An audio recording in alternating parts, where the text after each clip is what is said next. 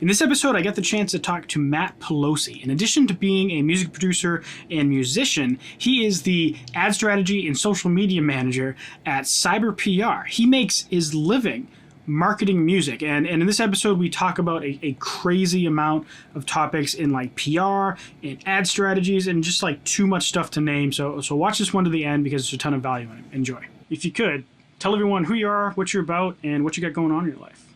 Cool. So what's up, guys? I'm Matt Pelosi. Andrew and I originally kind of met up because my boss at Cyber PR asked if I would have a live Instagram with him because he's so knowledgeable. So it was awesome. So that's how we met. I am also a music producer. I do a lot of future bass, EDM, pop, all that kind of stuff. I was a DJ first and a drummer first, and it all kind of led me out to California. I went to Icon out there to learn to produce, and I just learned everything I had to from interning at studios and stuff out in LA, and I somehow got into the marketing social media side of music. I guess because of the lack of money at the time on the production side. Yeah. So and still that way, I mean, but I got into that, and that also turned into a career for me too, marketing artists. It's for me, it's interesting to have side and the marketing side. It's my whole thing is I talk to a lot of my clients to approach their social media as an artist because it's so easy to get caught up with things that other people are doing. So that's where I'm at now. I'm kind of developing this very organic approach to social media, helping artists at Cyber PR. So Nice. that's a producer and a marketer for music. So. Nice, man. And, So I heard you mention that you went to Icon Collective, the school. Did you meet up with my friend Big Jerry DiFilippo?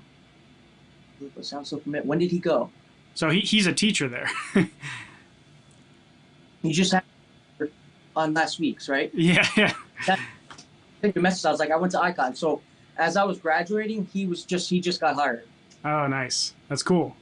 So yeah, that's me. So I produce and I do marketing, and in terms of music, I'm launching a nice little future bass kind of and trap, hybrid trap type. I'm about to launch that because I just left a band I was in. It just wasn't working, and now I'm gonna go solo. So it's nice to have that sides of it.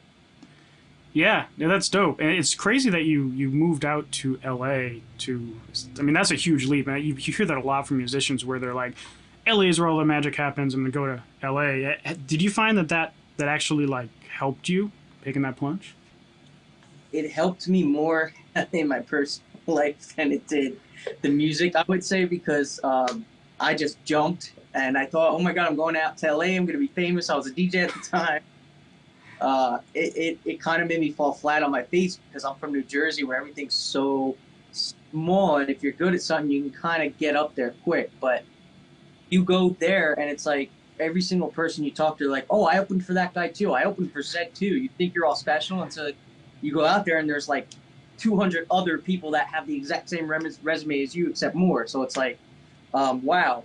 So it really humbled me and taught me to just be kind of like a student to life in general.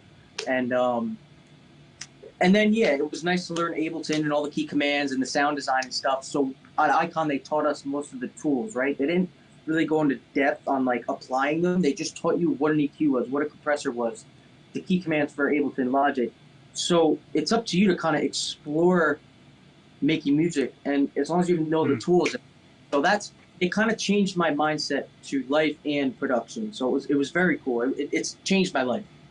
Yeah, that's cool. So, obviously now you're working with Cyber PR, and you mentioned. So I don't know if anyone here that's watching this or is watching the final video.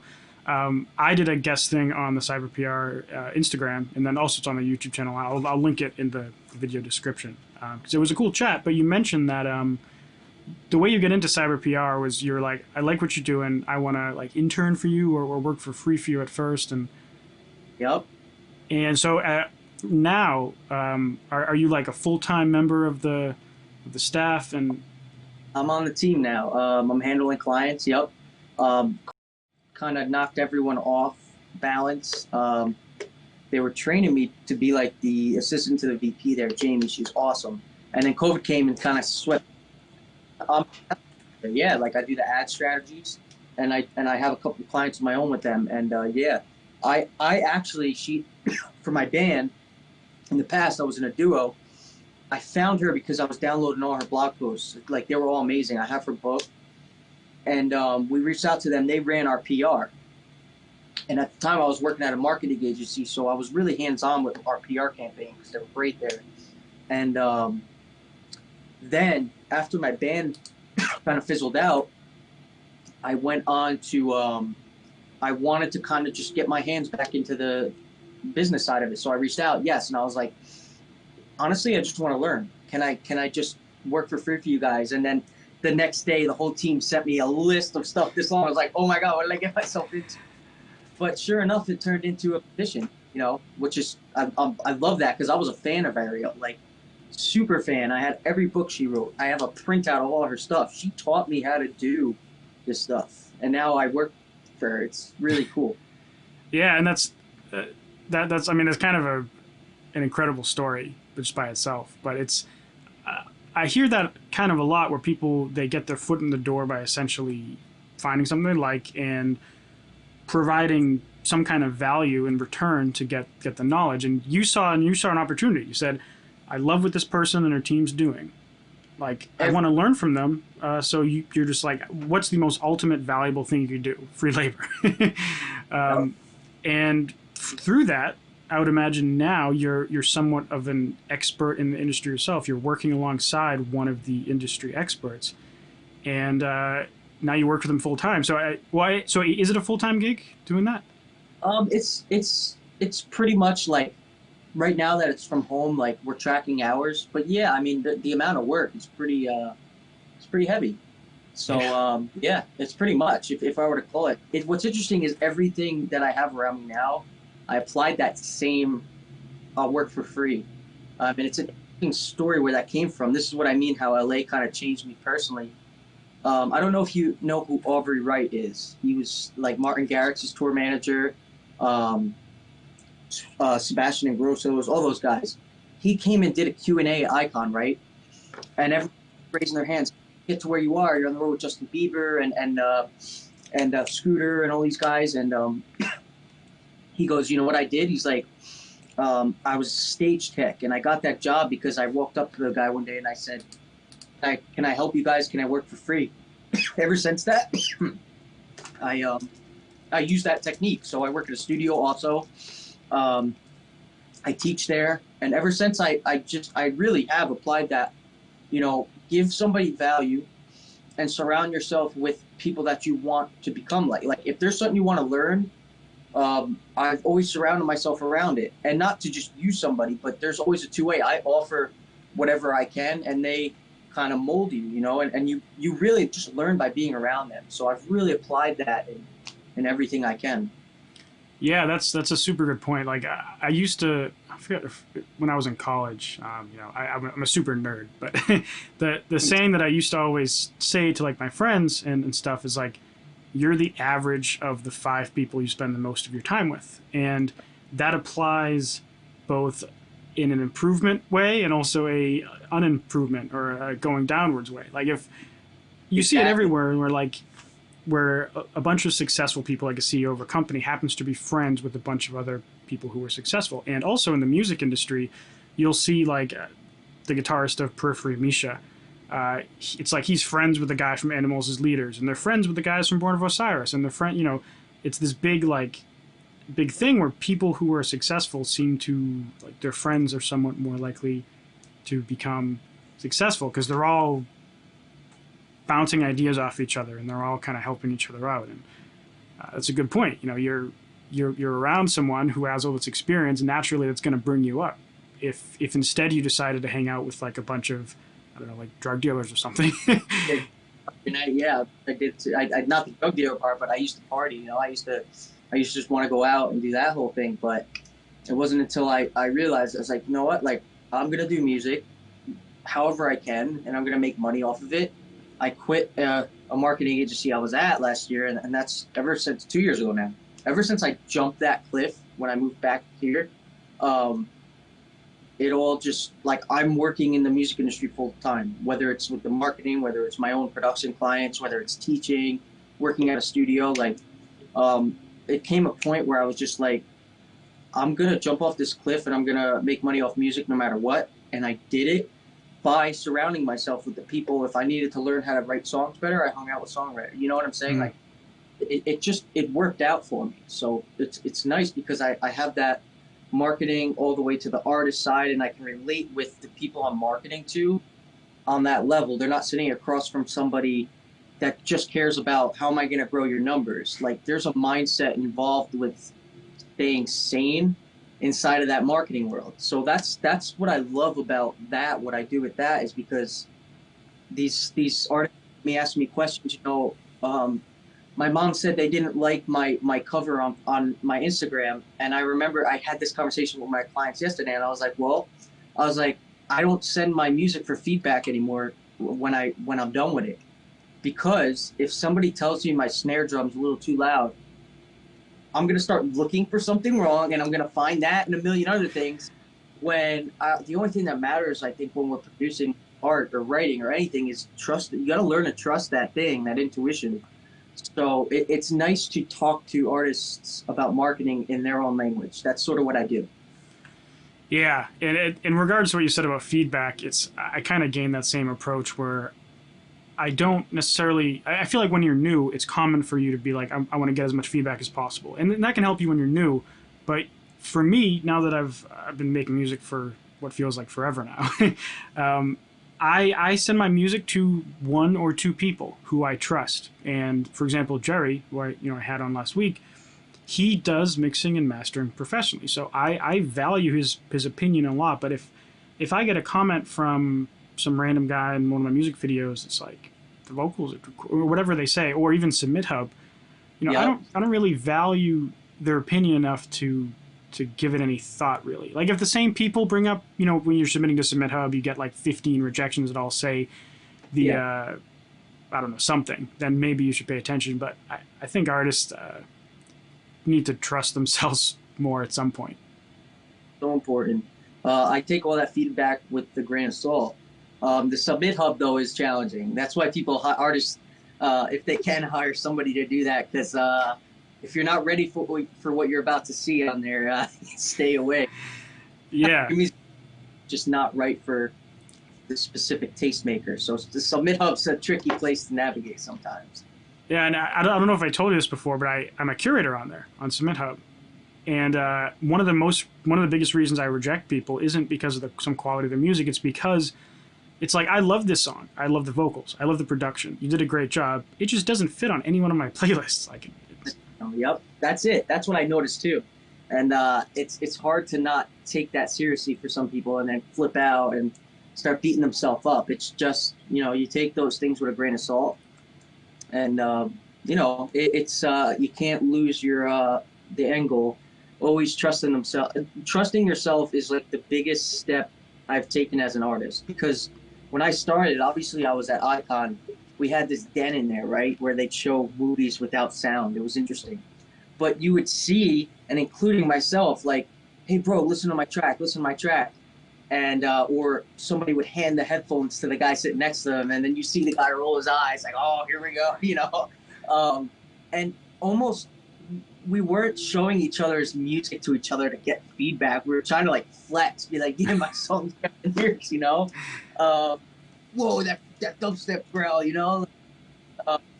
so we I stopped doing that. I just was like, I always ask myself, if it's somebody that I trust, like a really good engineer, and I always value their opinion, I'll send it to them. But even then, like, still, I just, like a decade of producing, you kind of just get, you're like, okay, I know this is going to work. I trust it. It sounds cool. I don't overthink it. I just go, shoot right away. Yeah, I totally agree. We have some questions in, too, so let's jump to those. Grange asks, what was the most interesting thing you've learned while learning under your idol/mentor? Oof. Wow. So I got quite a few of those. I have one, obviously, Ariel in the marketing side. I have another, Jarrett, he runs the school and studio I work at. I walked in there, same thing. I want to do what you're doing. I want to have a studio, school, and then I have personal mentors. But for the two music ones, right?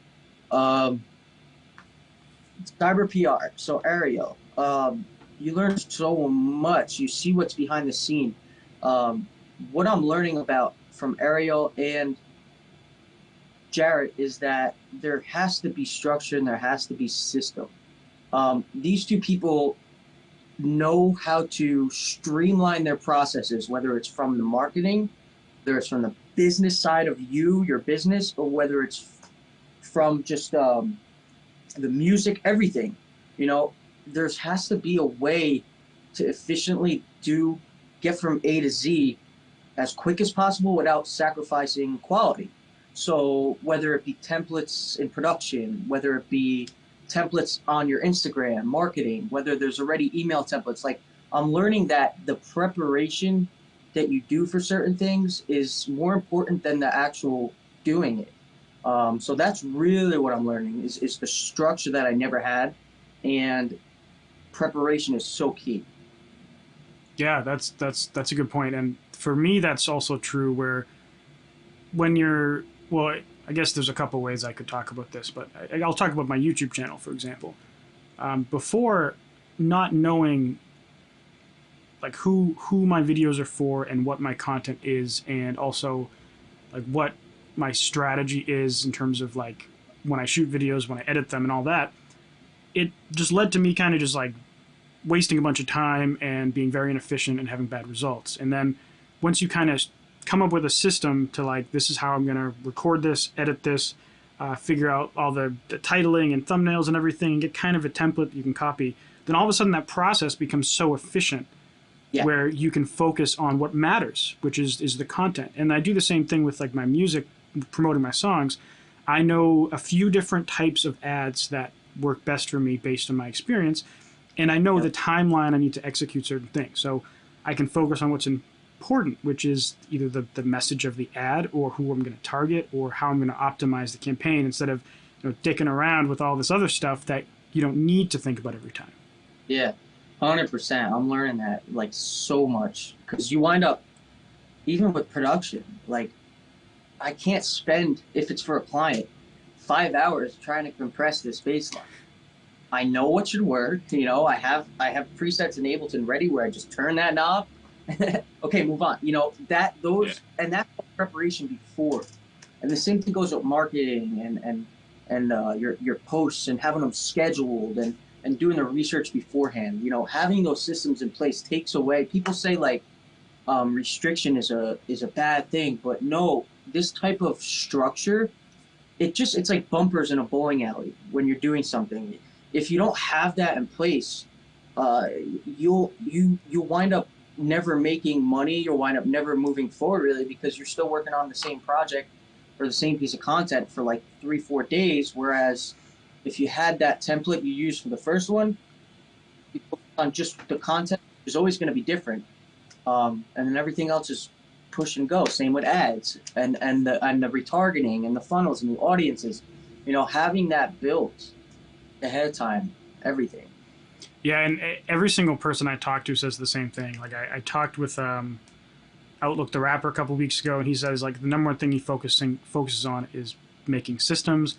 And then talking with Adam Ivy, he's just like, the one thing I'm focusing on right now is how to like make a system, and yes. A few other people. It kind of comes up time and time again. So, great advice and a great answer to that question as well.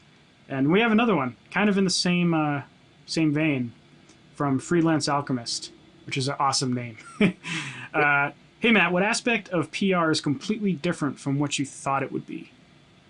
Oh wow.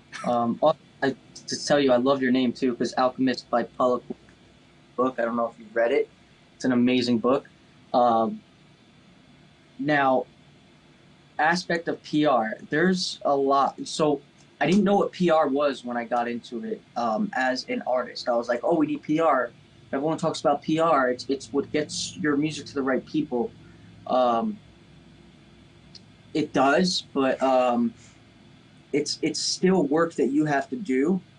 You have to make sure your social media is on point. You have to make sure the song's good. You also have to make sure that the song is going to work for the demographic that that PR agency has, because PR is very much based off of connections that that person has. So that surprised me, because I used to think that PR was like this magic wand, but it's not.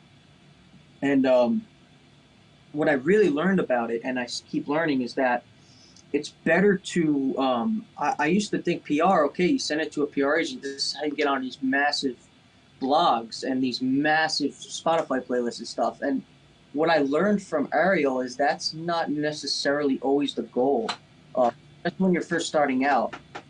I've really learned to focus on dropping the bar down a little bit, and not to sacrifice anything. But if you're just starting as an independent artist or a DJ, an independent artist, it's very, very hard to get through to those major ones first. So you can use tools like Facebook Insights. And this is what I learned from this, is that a lot of the same like social media marketing tools work in PR. So you want to go for those smaller level influencers at first, and go for a lot of them rather than shoot at a gate that everybody's going to. Like, let's say you want to go to Spinning Records right away. Like, everyone's in there. It's very hard to get in. So try finding maybe on Submit Hub some smaller ones, 500 listeners, get 10 of those, as opposed to trying to go for those 500,000 playlists right off the bat.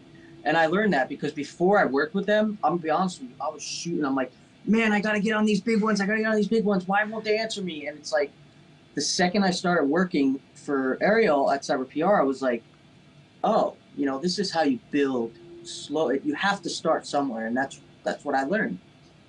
Yeah, and going on that, do you think there's an aspect to having that leverage as a smaller artist? Like, do you think it helps a small artist to get on, let's say, 10 small playlists and 2 small blogs, so that way when they go to approach those larger blogs or playlists, that they can say, we've gotten on these 10 playlists and these 2 blogs? Do you think that that's a factor? It depends. I mean, if they're no names, like something that's like 3 followers, you're saying no. But I still think anything is better than nothing in that terms. I do. I think that if you're not just focusing on numbers, and you can get some quality ones that actually are in your demographic, the key is that. So if you take 3 smaller ones that have, let's say, 200 fans, right, on each, like, active readers, maybe even less, but all maybe like 10 or 20% of those people are gonna actually listen to your song, like, you're gonna build an actual following. Like, you need 10 good fans, and that's gonna start to.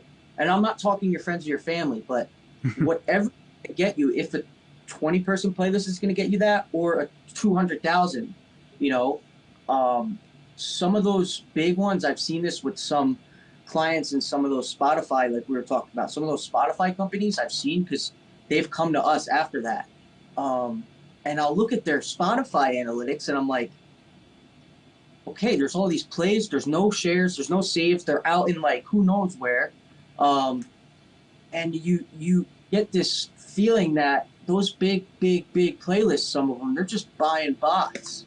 So it helps to have real playlists and real blogs that are real, and are getting real engagement. So if there were 10 people on it, all 10 looked, yes, they're not going to look necessarily for which playlist you were on. They're going to look for, are you a force? Do you have a lot of comments and engagement? It's all about the engagement you have, whether you're looking for PR, whether you're looking for playlisting. If you have a fan base that engages with you, you can go anywhere. So I think that's the most important part. Yeah, I agree too. The quality of the fans that you acquire is a huge factor from what I've noticed, because, well, one, it's almost calling those playlist listeners fans is kind of a lie in the first place, because I think we said it when we talked before, but playlist listeners are definitely not your fans, and very few of them will go to your playlist, go to your profile and follow you. And when I was talking to Jason, the founder of Submit Hub, a couple weeks ago on an episode, he brought up that the cool thing with blogs, even if they're small, they usually have a hardcore reader base. And even if the reach is smaller, if you can get 10 new fans that are kind of like the most hardcore music fans, right? They read music blogs. If you read music blogs, you're a hardcore music fan. So if you get 10 of those people, I'd say that's worth more than like 1,000 of the random people who might like your song in a playlist, you know. Much more. I think word of mouth is the most powerful thing in marketing. It triumphs anything else. So if you have 2 people talking about you to all their friends, playing your stuff in their car, playing your stuff in class, all this stuff, you know, that's going to start to trickle out. Those are your super fans that are gonna talk about you, no matter what. Ask them to. So when you can get those high quality fans, and sometimes they don't live in those massive places. Sometimes those nerdy high end, like so into the little details of the music, but have their own big following. They're better than a massive being on a big playlist. You know, there also might be 5 songs on that playlist, and as opposed to a 500 song playlist, you still have better chances of getting heard. Yeah, definitely. Let me see. I had some more questions come in here. So Jordy Power asks, I don't know if this is a question we can necessarily answer on this, but the question was, best way to get Facebook ads cheaper? I've been testing now for almost a month, but I've only been able to get my cost per conversion down to $1. So I guess the first part of that, in your opinion, what do you think the best way is to get Facebook ads for music cheaper? Okay, so I saw this YouTube video on this $5 ad strategy. I forget who it is, but ever since I saw that, it changed the way I go about ads for everything. The best way to do it, it takes a lot of research. So again, this is a thing where the preparation you do before is going to definitely play in how it performs. So the best way to do it is seriously go on and find a lot of as many bands as you can or artists that sound like you, right? Obviously. But you're not going to target them. Like that would be like me or you saying, okay, we're going to target right for Flume, right for San Holo, all those guys. We're not going to do that because it's going to be more expensive because a lot more people are going towards those. So what you're going to have to do, I think, is kind of break down those bigger targets into like the community under them. So if you find like, okay, let's say you're going after like a certain artist and they have so many, they have 100, they have 1 million followers on there and stuff. I'm sure that they have like sponsors where other followers go. They have fan pages. There's other organizations kind of tagged onto them that are smaller. So what I do is I go on that Facebook Insights tool and I spend a long time researching that specific artist or those specific demographics I'm going for, and I try to scale them down as far as I can where it's going to be a lot cheaper. So what I'll do is I'll run $5 tests on each that I choose. Sometimes it's 10, sometimes it's 5. So that way, right off the bat, you're not blowing out a ton of money, $40 on one ad, and then it doesn't work. I'm only spending 5 on each to see which ones get up. I try not to get that cost per click over $1. You know, like you're saying, like I try not to let it get over that. So I usually use the relevance score a lot as my sort of buffer for how far. But the key to keeping them cheap is to kind of choose smaller pools to put them in, as opposed to jumping into an ocean where everybody's going at that one. Choose the micro communities around your genre, your artist that you sound like. If you can find those little tiny pockets in there, pockets of 100 people there, 100, 200, 1,000 there, you'll have a lot more luck. So Facebook Insights tool, you search on it, it's incredible. It's a super good point that I'm going to try my next campaign, because I actually do often go right for the San Holos, the Flumes, the Chainsmokers. And while my ads, like, they still do well, they'll get down to, I usually say between 10 cents and 40 cents per conversion, and I usually aim for the lower side of that, like 10 to 15 cents per conversion. But that's a super dope idea, and because what you're saying about the Insights tool is 100% true. So if anyone's watching this and hasn't used the Insights, if you go to Facebook Business Manager, click the 9 dots in the corner and go to, I think it's just called Audience Insights. You can type in things like Sanholo in the United States, the UK, and whatever, and you'll actually find that you might find that people who like Sanholo are like 900 times more likely to be interested in like Reebok or something like that. And you're not necessarily going to target Reebok, but you might find something like they're not like 50 times more likely than the average person on Facebook to be into, I don't know, like some music festival that's smaller. Or maybe they're into some music blog, because some blogs are targetable on Facebook.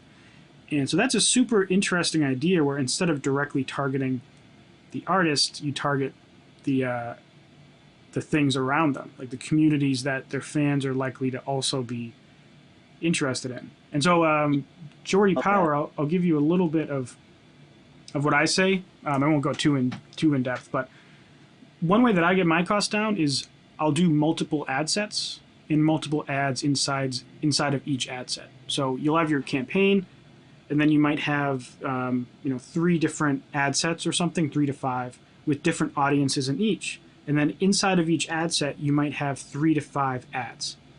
And what that lets Facebook do is find which combination of ad and ad set works most efficiently. And then what you can start to do is turn off ones that are more expensive and add in new ones that have the potential to be tested and try to drop the cost. Combine that with Matt's idea of testing like micro communities around the artist, and I think that'll help a lot. So, great question. Very good question. And we'll do one more question, then I'll jump back into some other stuff. Matt Jenkins says, thoughts on TikTok?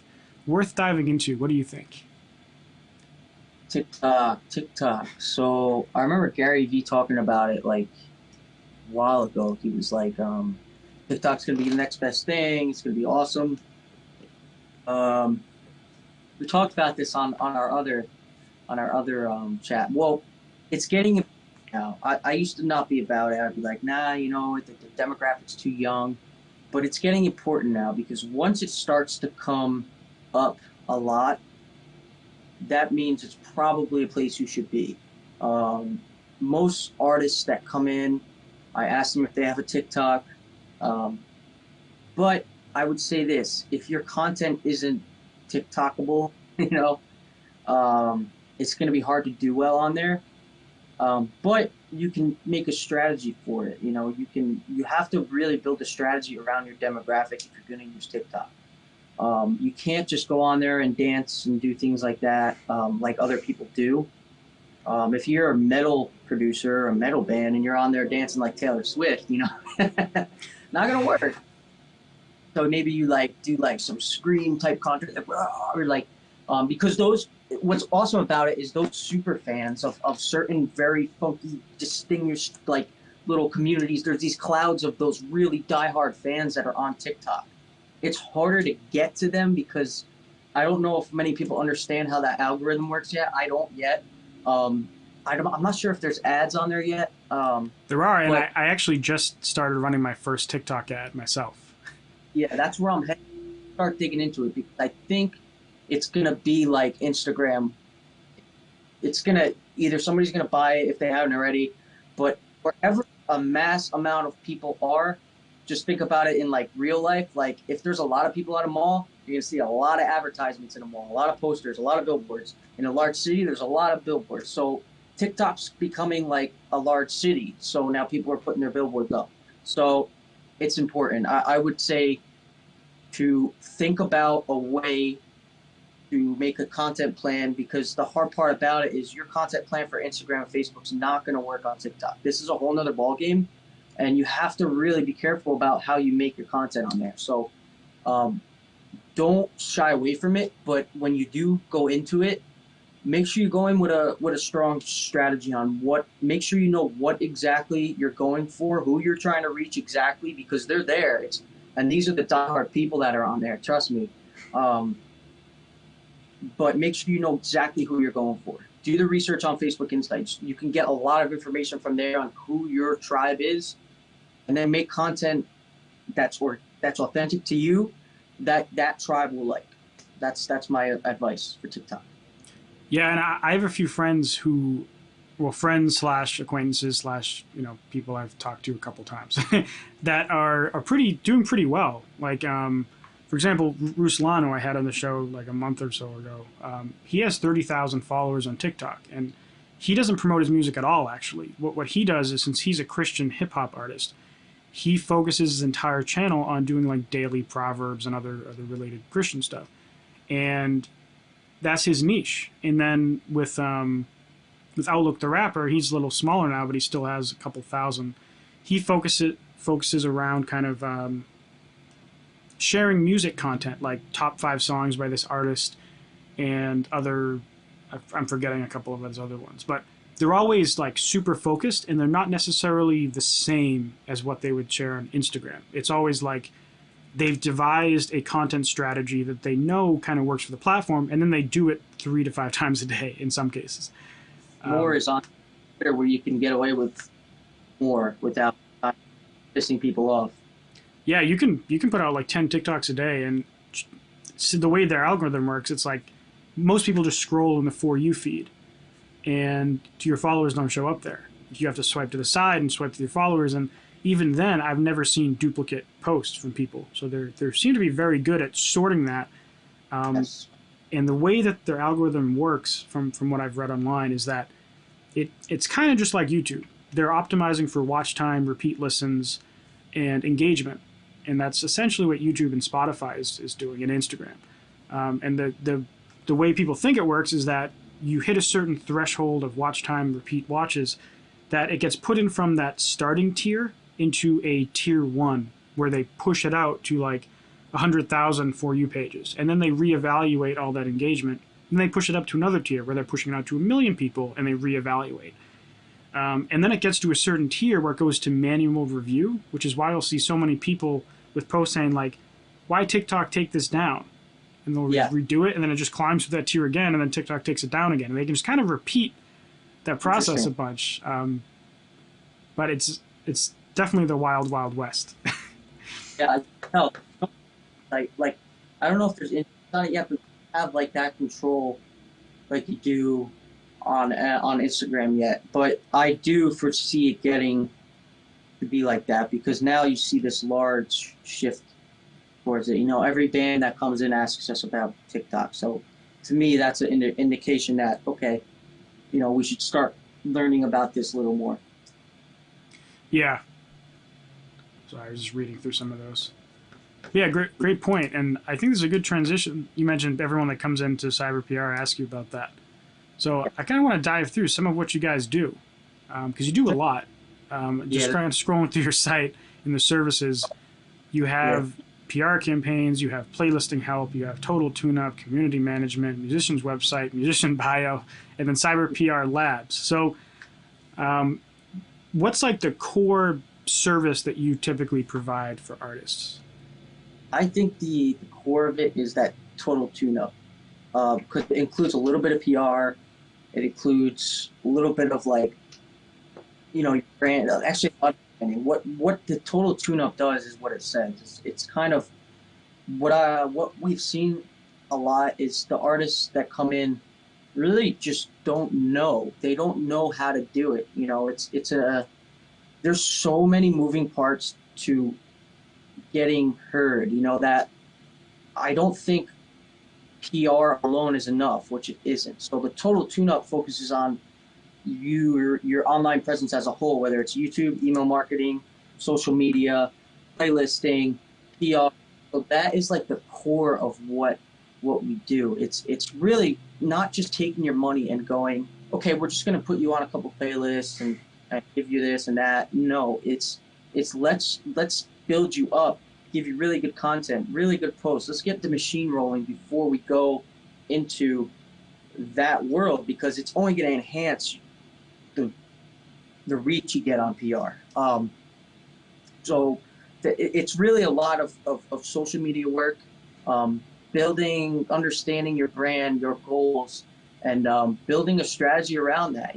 I think it's really just the tune-up does everything. So that's kind of like the core work. But the cool thing about it is the PR campaign that you do with us.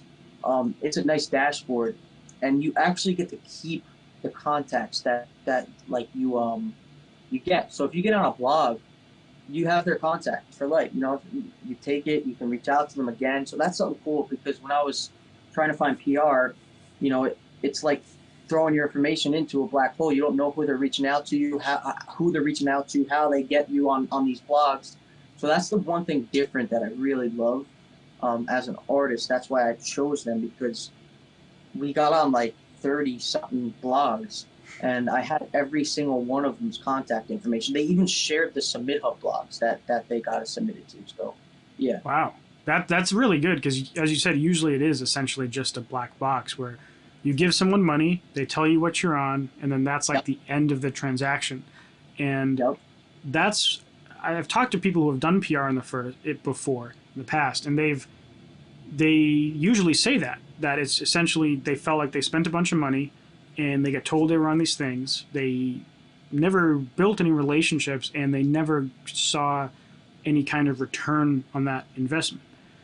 So it's cool that you guys have, I mean, first of all, the Musician's Total Tune-Up sounds like a good point, because I've said it a couple times where investing in marketing isn't not everyone is at that stage yet. They should have a content strategy. They should have some idea of their branding and target audience. And it sounds like in general, unless you get an artist that's ready, a lot of artists that you deal with would likely go into the Musician's Total Tune-Up and then later come back for either a playlisting campaign or a PR campaign. Yeah, we have a lot of clients that they sign up for the tune-up. The tune-up does include a little bit of PR, but they wind up also getting PR part of it too.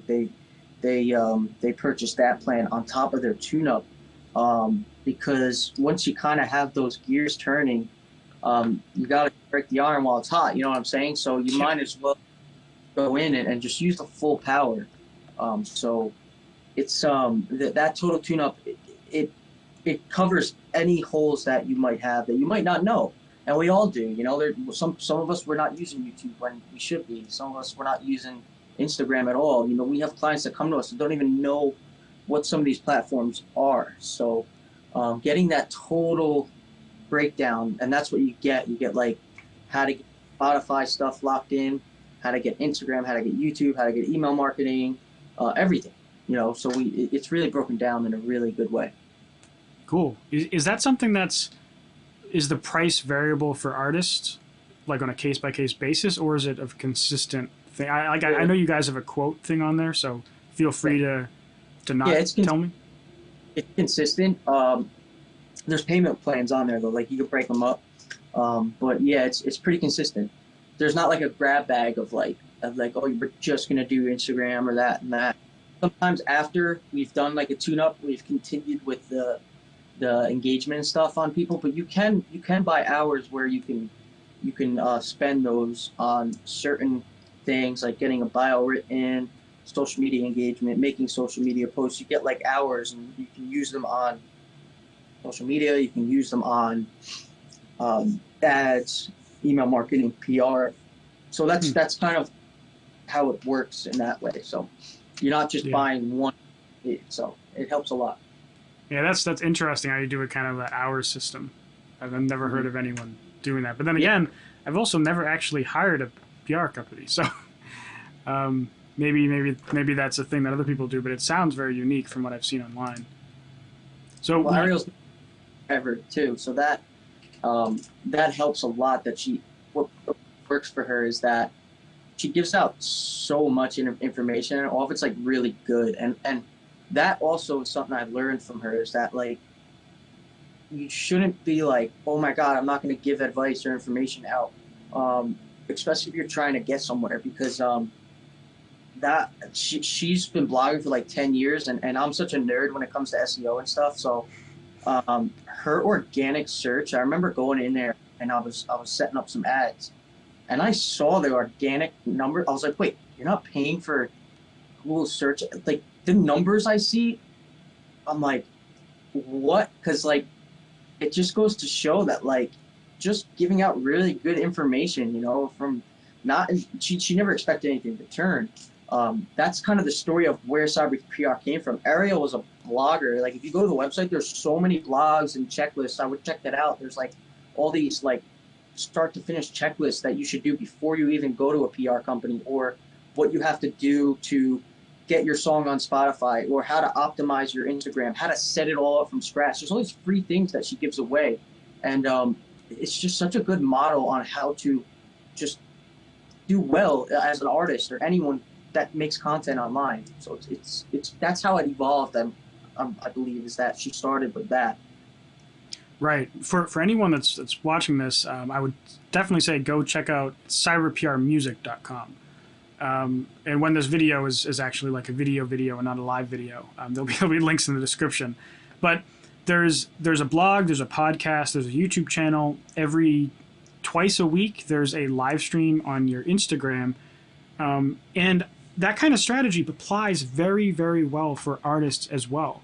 Like every artist, well, I don't want to say every artist, but every artist should pick a couple means of organic content reach. Like, for example, start a blog on your website. And it might not work for everyone, but okay, maybe start a podcast.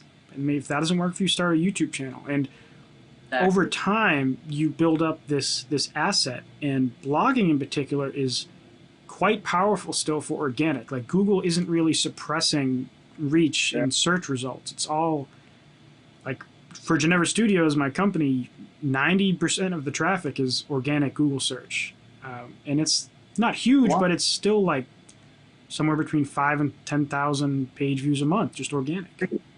Because those prices you got to pay for those keywords are, there's businesses spending $1,000 a day, like just keeping their stuff on the front page. So if you can get organic keywords and high engagement from that, traffic from just organic stuff, and that just comes from you building up your keyword base by blogging or YouTube, anything where you're just getting a lot of traffic. It really builds up your organic search. Yeah, there's a book. I don't know if I have it around here. One sec. Oh yeah, here we go. So I probably should use. I know they have an affiliate link for it, but I think you can get this book for free.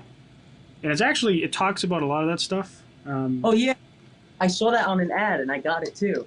Yeah, and Russell Brunson's like, I mean, there's a lot of sketchy stuff about him, but he's a brilliant marketer. And every book, just to kind of give some perspective, every book he does as a free plus shipping and handling offer, where you pay $10 for shipping and you get the book for free. I did. And I did too, and it's a great deal because it is a solid book, especially if you don't know all that stuff about like organic content yet. And the thing is, you're going to be upsold until you're blue in the face when you do it.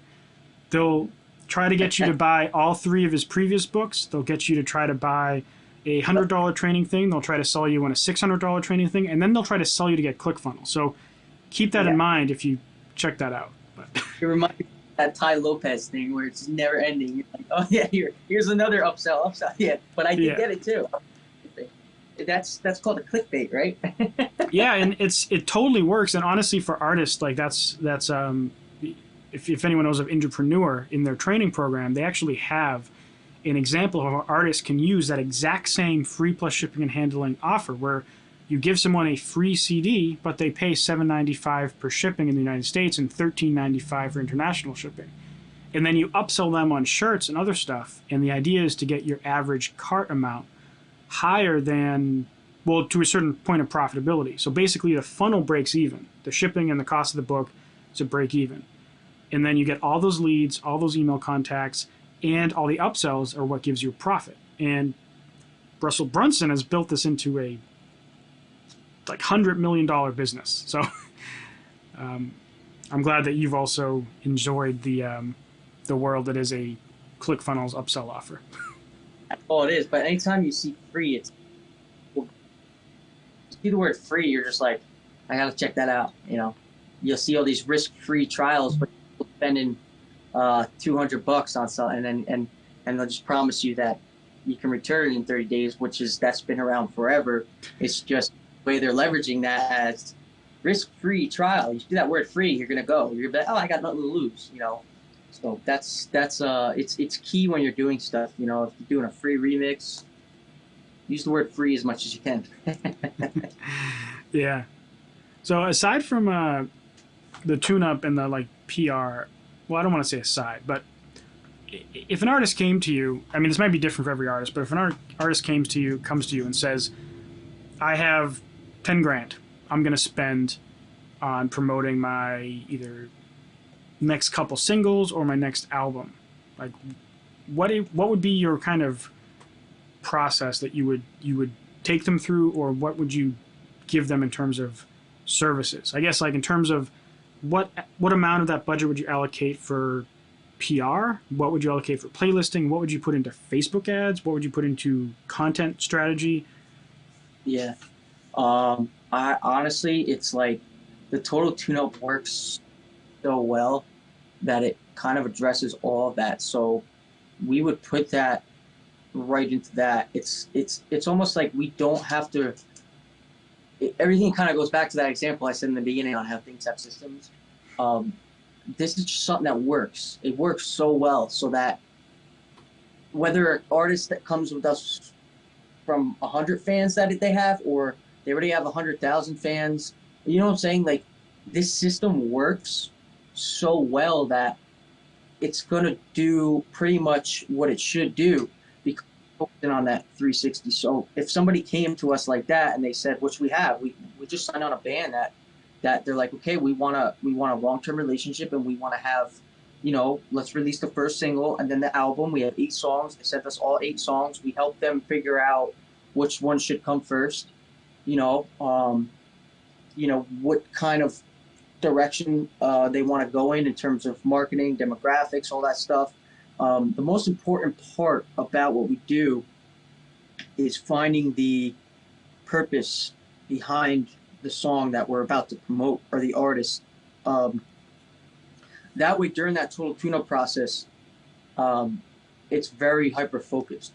So we pretty much do that no matter who they are. If they have 100,000, 10,000, you want to really make sure that they're well-rounded, and you want to gather as much information. That's what we do. We're gathering a lot of information about them. First thing you get is a sheet with a lot of questions on it that really kind of tell us what you're about outside of music. You know, what are your values? What are your core values? What's your, that's all the stuff that matters. So, $10,000, you're doing the tune-up, then maybe you'll do a little bit of extra PR.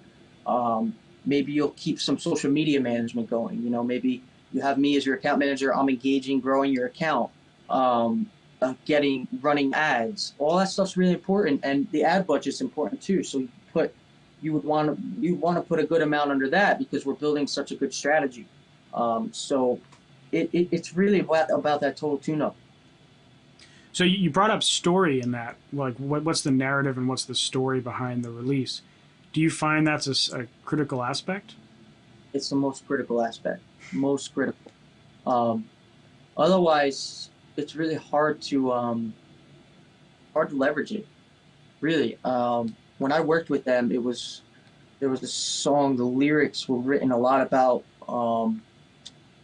personal issues to us. Like I struggled with anxiety and depression and things, and the lyrics were very much about that. And little did I know, mental health awareness was also that month. So they actually crafted a campaign with us around mental health, got us in touch with other bloggers and channels that are about mental health.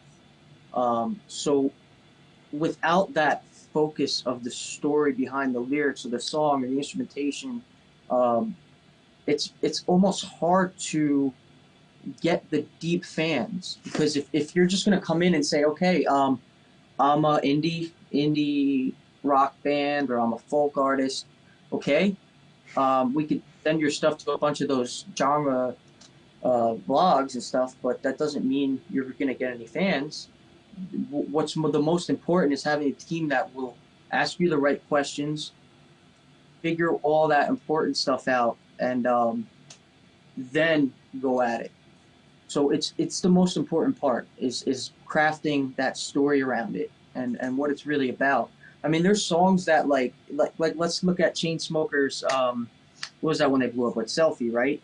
So Hmm. you also have those kind of songs. Obviously, it's like, what's the story around that, you know? But there's stuff in there that you can still use to leverage it. Not every song has to be a sad heartbreak song. So even if it's like a meme song, Gangnam Style, you know, um, there's blogs for that. There's people out there that have a community on pretty much anything you can imagine. So that is why it's so important to have that figured out. I agree. I've struggled with that recently because I didn't know how important it was. I talked with Circa, the guy from Entrepreneur, and that's the thing he said was like that's the most important thing. So I'm glad you brought that up because it sounds like you you agree. And if you look at like music blogging sites or music news sites, you'll often see that they never just come out with a song or an artist and say like Ed Sheeran released a song.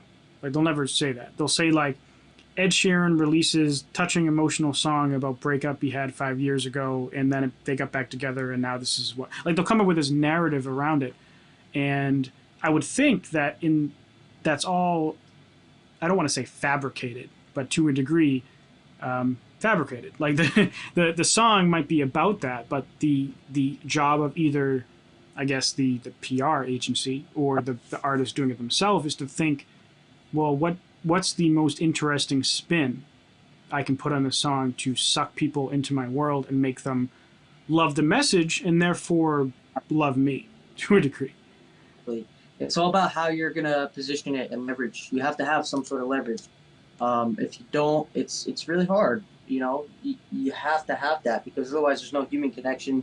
You're right. When you go to these websites, you see these write-ups. Yeah, a lot of times they are. So we'll ask some clients at first to write up a little bit on what the song was about, and then obviously you go in and you really make it nice, and then it goes to the blogs, and they like to write their own spin on it. But you always have to start with that idea of what it was about. Yeah, that's dope. Let's see. Someone asked a question. We have a couple. We're getting near the 1 hour mark, so we'll probably not go for too much more. But someone says, Benjamin Storset says, are you planning on talking about marketing on Amazon Music?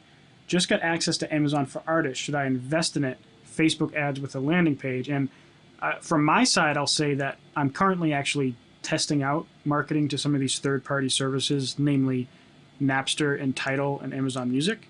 But what do you think? So do you ever focus on anything other than Spotify and Apple Music?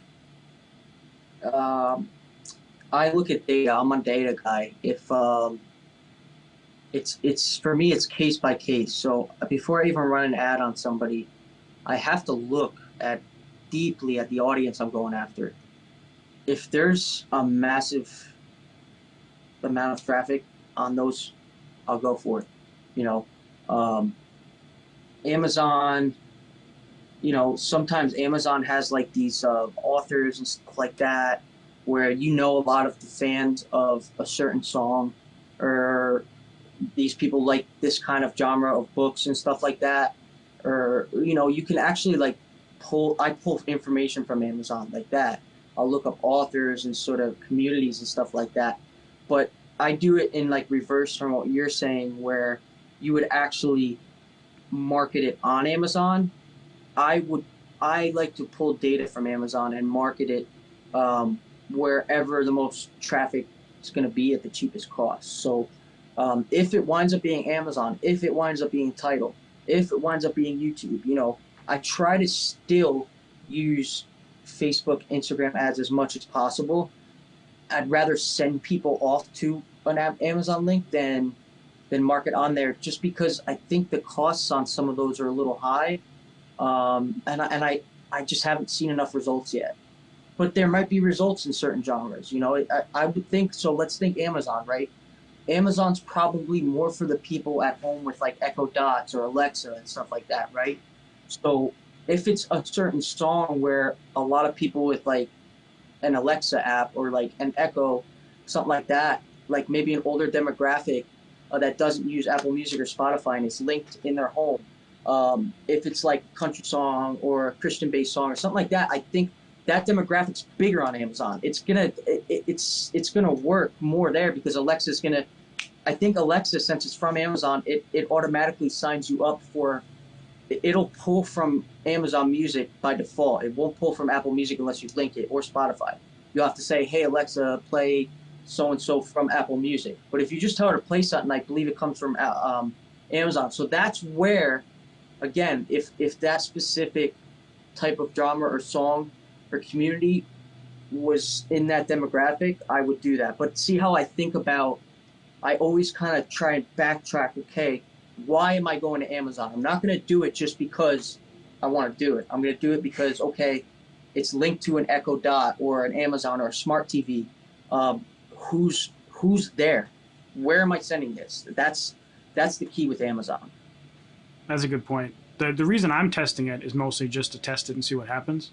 But that's a good point that it's I wouldn't be surprised if for us, as EDM future bass artists, that it might not have the biggest fan base because of a lot of the customers are probably those older demographic people with Echoes and stuff. Because I don't know a single person that has Amazon Music Unlimited, or they have a very complicated pricing scheme. But I would think that for some people it could be worth it. And for Tidal and Napster, the reason why I was testing them is because they pay like 5 times more than Spotify per stream. So I'm wondering if, and I'm wondering if, since no artist actually cares about them, like I've never seen an artist be like, how to blow up on Tidal, like if it might be easier to blow up on Tidal. Yeah, I saw the big push they did when it first came out, and I saw all those artists on stage. I haven't heard about it since. I know you can have like WAV files on there and stuff, but it was my assumption that it was going to be more like a SoundCloud, and it wasn't. So I honestly haven't heard enough about Tidal. I'm interested, and I might try that as well. How's the cost on Tidal for ads? I just started it like last night at 2 a.m, so I haven't had enough results to say. I ran a combined campaign to Tidal, Napster, which is also combined with Rhapsody now, and iTunes. So I split them up. And I've only had like one result at each, so I feel like if I said the price, it would be a misrepresentation yet. I think it's not as much traffic, obviously. Have you ever used AdExpresso? I've heard of it. I've never used it though. I wanted to ask you about that too, because you do a lot of testing, and this is for anyone that does a lot of testing. You can try like 50 different ad sets with like one click on there. It's definitely something to look at because that's what is cool. You can make a lot of ad sets with like a little amount of effort. So definitely, I wanted to see if you use that also because it's huge for that stuff. Definitely check that out. Yeah, they've been targeting me in Facebook ads for the past like 2 years because I don't know how they found me. There must be a targeting option of people who are into digital marketing or something on Facebook. They have a really good knowledge base on there too. I learned a lot from them. Yeah, I've seen their tutorials.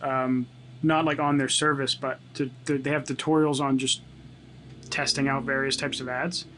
And I think it was kind of pricey, which is why I didn't try it. I mean, obviously I would never spend more on a service back, but it's if you were like dealing with a lot of ads, it's like agencies and stuff, it's a no-brainer. Yeah, that's kind of like what we were talking about on our Instagram live call with Chartmetric, where like it's a super expensive service, but like for an agency, it's a no-brainer because you can have one license essentially representing 50 artists if you want. Exactly. Cool, man. So we'll take one more question, and then we'll probably call it a wrap. Let's see, what was this one? Unless anyone has any questions, feel free to fire them in, and we'll keep chatting. But I think in terms of the base video that I'm going to edit, we have a good amount of content. So Azazi, which is a very fun name, and I think I've seen you on a couple of my other live streams. How do you deal with unusual genres? I make Oriental electronic tracks. What do you think? Unusual genres. So, if there's no lyrics, which a lot of I know Oriental genres, they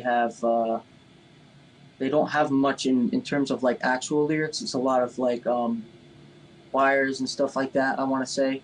Um, the only thing I believe we don't do is hip hop. We usually refer hip hop out. So in terms of these Oriental type tracks, it's the same approach because there's a network for them.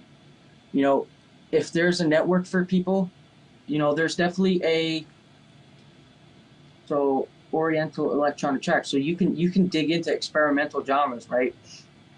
I think if you did a Google search uh, on that specific genre, you'll find a lot. You know, um, but if we don't have the contacts or the network for that, we don't personally. It probably wouldn't be a good fit. But again, if there's a way to find the audience, and if it exists, 100%. There's artists that go out there and they say, we're gonna make the new thing, the next thing. I used to think that way a lot, right? As an artist, I'd be like, I have to make the new thing, something that no one's ever done. Um, yeah, that's true, but it's also not because everything's kind of already been done. Yeah, So, it's a lot harder to market something that has never been done before than it is to market something that it doesn't have to be like a cookie cutter, but it if it falls in line with something that exists, easier to market. Um, Now, what I'll say is that I released a project last Friday that was dubstep mixed with metal. It was one of my side projects. It's like dubstep music with like screaming vocals and Linkin Park style choruses and stuff, and super weird type of music, right? Like you would think that would be hard to market. It's my cheapest performing cost per conversion that I've ever run. there's a big demographic for that. I went to school with Sullivan King. He Right. does that. Like that exists. He carved that. But it was so interesting to see him take that from because I knew him. Like I was talking to him, and like he was that guitar player, right? But he focused on a large local community. He built that Orange County fan base hard, and he knew he was going for those people. He knew I'm gonna. He stuck to his guns. Like I'm rock and roll, and I'm gonna find this generation. And it's big. You would think that something is out there, right? But like I said, Google search. You might find some communities that already exist, and if they do, like I'm surprised that they're cheap, I guess, because it's still like a new hybrid of electronic music Yeah. and And the yeah, way that I'm targeting it is instead of trying to target, I mean, I am targeting some artists that are similar. Like I forget if Sullivan King is directly targetable, but what I'm targeting is like dubstep, and then I'm narrow the audience by people who are into like heavy metalcore, and then I'll also yep, target people who like they like Phase One and they like Barely Alive and they like all these other dubstep artists, but they also like Northlane and Periphery and other metal artists. And the cross between those two niches is actually like millions of people. And it for works. Oriental electronic music, one idea that I would give you is I think Porter Robinson would have enough of a somewhat New stuff. like he has a lot of I forget what it's called kawaii future bass. Yep. It's the new stuff like that. It's very anime based and like Oriental and yeah, it's very Yeah. interesting.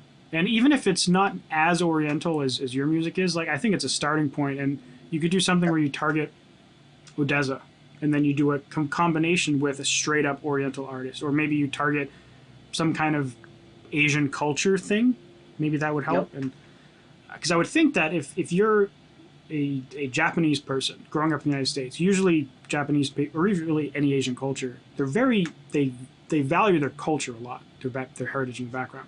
So if you target them in some way and find people that value that culture and also are in that genre, I think you might have something cool. Very. It's not always the music targets you got to get too. Like when you're targeting for your music ads, you have to think about the type of person that's gonna like that song. Sometimes you don't want to just target what they listen to. Certain lifestyles listen to certain things. There's these certain crossover points. It's strange how it works, but but you're right though. Dubstep and metal are like they mesh really well. Thanks to Skrillex, I think, because he just introduced arena to, to electronic.